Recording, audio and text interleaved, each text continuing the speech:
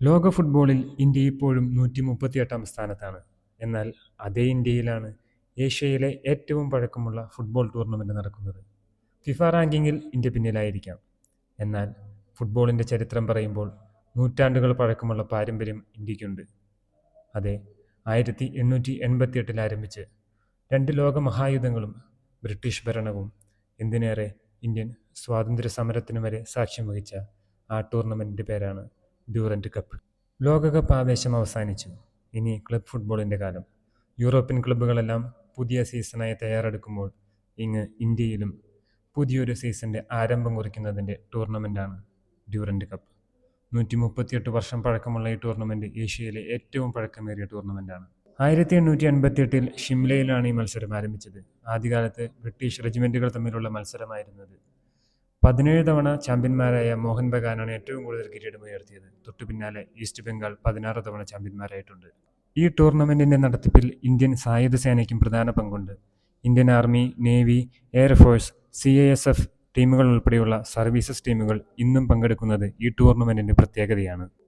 Durand കപ്പിൻ്റെ ചരിത്രത്തിൽ കേരളത്തിനും അഭിമാനിക്കാവുന്നൊരു പങ്കുണ്ട്. 1997 FC കൊച്ചിൻ കിരീടമുയർത്തിക്കൊണ്ട് ആദ്യമായി ഡ്യൂറൻഡ് കപ്പ് ഉയർത്തുന്ന ഒരു ദക്ഷിണേന്ത്യൻ ടീമായി മാറി. ആദ്യകാലത്ത് ക്ഷണിക്കപ്പെട്ടവർ മാത്രം കളിച്ചിരുന്ന ഈ ടൂർണമെൻറ്റിന് ഇന്ന് പുതിയ മുഖമാണ്. ഇന്ത്യൻ സൂപ്പർ ലീഗ് ക്ലബ്ബുകളും ഇന്ത്യൻ ഫുട്ബോൾ ലീഗ്, അതായത് പഴയ I-ലീഗ് ക്ലബ്ബുകളും സർവീസസ് ടീമുകളും ഒന്നിച്ച് അണിനിരക്കുന്ന ഒരു ടൂർണമെൻറ്റാണ് ഇപ്പോൾ ഡ്യൂറൻഡ് കപ്പ്. ISL സീസണ് തൊട്ടു മുൻപുള്ള മത്സരമായതിനാൽ ഇത് ISL ക്ലബ്ബുകൾക്ക് ഒരു തയ്യാറെടുപ്പ് കൂടിയാണ്. പരിശീലകരെയും മികച്ച വിദേശ താരങ്ങളെയുമെല്ലാം പരീക്ഷിക്കാൻ പറ്റിയ ഒരവസരം. 2026 ഡ്യൂറൻഡ് കപ്പ് ജൂലൈ 25 മുതൽ ഓഗസ്റ്റ് 23 വരെയാണ് നടക്കുന്നത്. കഴിഞ്ഞ തവണത്തെ ചാമ്പ്യന്മാർ നോർത്ത് ഈസ്റ്റ് യുണൈറ്റഡ് ആയിരുന്നു.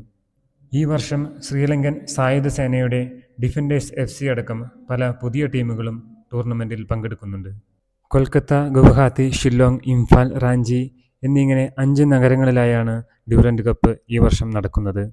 ആകെ പങ്കെടുക്കുന്ന 24 ടീമുകളെ 6 ഗ്രൂപ്പുകളായി തിരിച്ചിരിക്കുന്നു. ഓരോ ഗ്രൂപ്പിലും 4 പേർ വീതം.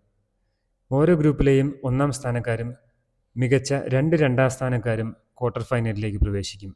തുടർന്ന് നോക്കൌട്ട് രീതിയിലാണ് മത്സരം പുരോഗമിക്കുന്നത്.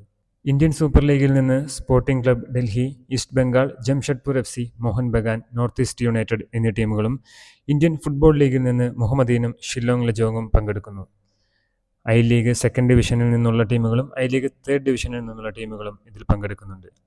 തുടർന്ന് 5 സ്റ്റേറ്റ് ലീഗ് ടീമുകളും പങ്കെടുക്കുന്നു.